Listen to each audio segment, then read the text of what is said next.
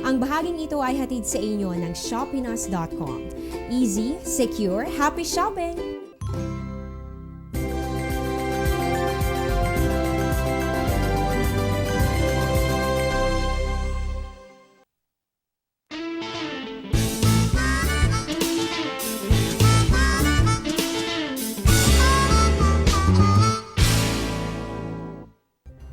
Magandang umaga, Pilipinas. Alam niyo bang ang buwan ng Hulyo ay idineklara bilang Nutrition Month? Sa ganito pong bahagi ng taon, mas maigting yung pagtutok ng pamahalaan sa kalusugan ng mga mamamayan. Gayunman, ilang problema sa lipunan itong humahadlang para nga sa tuluyang pagiging malusog at produktibo ng mga Pilipino. Kabilang po dyan itong illegal na droga. Kaya naman po sa kaugnay na balita, pinangunahan ni Philippine National Police Chief Ronaldo Bato de la Rosa ang pagsusunog ng mga illegal na droga na nagkakahalaga na aabot sa 1.7 billion pesos. Ginanap ito kahapon sa Barangay Aguado. Yan po ay sa 13 Martires sa Cavite. Ito po ay katuwang gamit nga yung pagsusunog sa gamit po itong chamber ng Integrated Waste Management Incorporated o IWMI. Sa kanilang nga pong talumpati ni De La Rosa, iginiit niya na nais niyang ipakita na walang intensyon ang kanilang hanay na mag-recycle o magbenta muli ng mga droga na nakuha sa mga operasyon.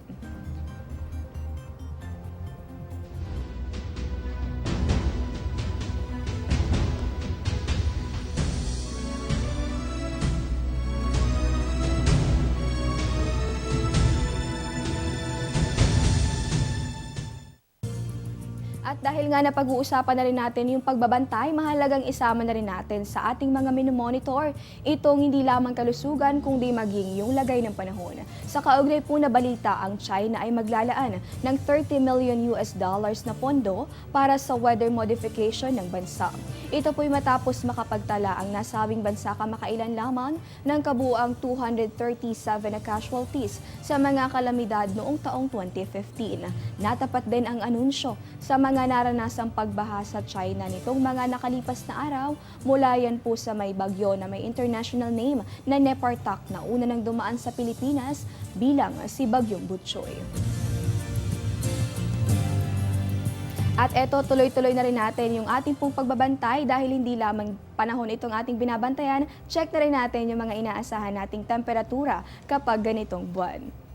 Unang-una po sa mga pangunahing lungsod dito sa ating bansa, kabilang po dyan itong Metro Manila. Ayon po sa Pag-asa, kapag July, inaasahan natin yung minimum aabot lamang sa 24.1 degrees Celsius. Ang maximum naman, posible po yan sa 31.9 degrees Celsius. Bahagya pong mas mababa ito dahil kumpara sa mga nakalipas na buwan, ngayong July nga inaasahan natin yung mga pag-ulan sa mga susunod na araw.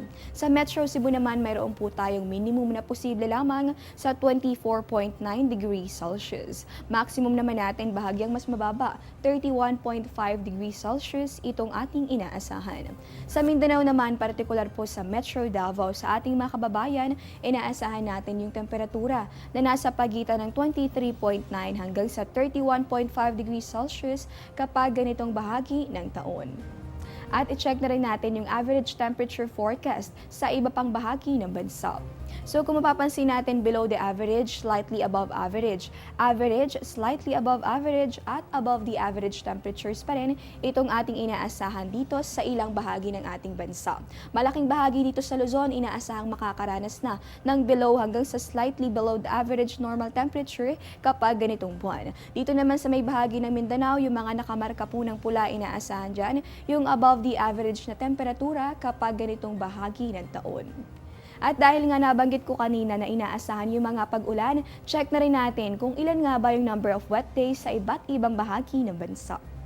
So dito sa ating mapa makikita nyo na maraming lugar itong nakamarka ng yellow-green. Ibig sabihin po niyan 16 hanggang 20 days yung inaasahan nating magiging maulan. Sako po dyan itong bahaging kanluran ng Luzon kung saan nga mapapansin natin na dito kasi kadalasan umiiral itong southwest monsoon o habagat. Ito nga ay nagdadala ng mga pag-ulan dito sa bahaging ito ng Pilipinas. Damay din dyan itong Visayas hanggang dito po yan sa may bahagi nitong Northern Mindanao.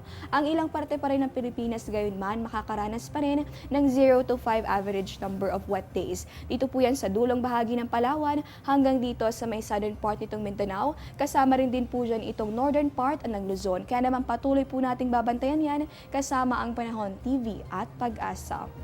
Sa punto pong ito, check naman natin yung mga paalala, lalong-lalong na sa mga nagmamaneho kapag panahon ng tag-ulan.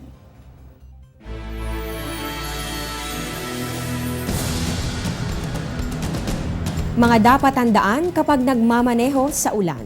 Bagalan ang takbo ng sasakyan dahil madulas ang kalsada na maaaring magdulot ng aksidente. Gumamit ng wipers para malinis ang windshield at makita ng husto ang daan. Buksan ang headlights para madaling makita ang sasakyan, lalo na kung makapal ang buhos ng ulan. Gamitin lang ang hazard lights sa oras ng emergency. Iwasan ang mga bahaing lugar at kung hindi kayang ipagpatuloy ang biyahe, gumarahe sa ligtas na lugar. Maging listo sa mga babala kagaya ng manholes, butas-butas na kalsada at iba pang road hazards na maaaring hindi makita kapag may baha.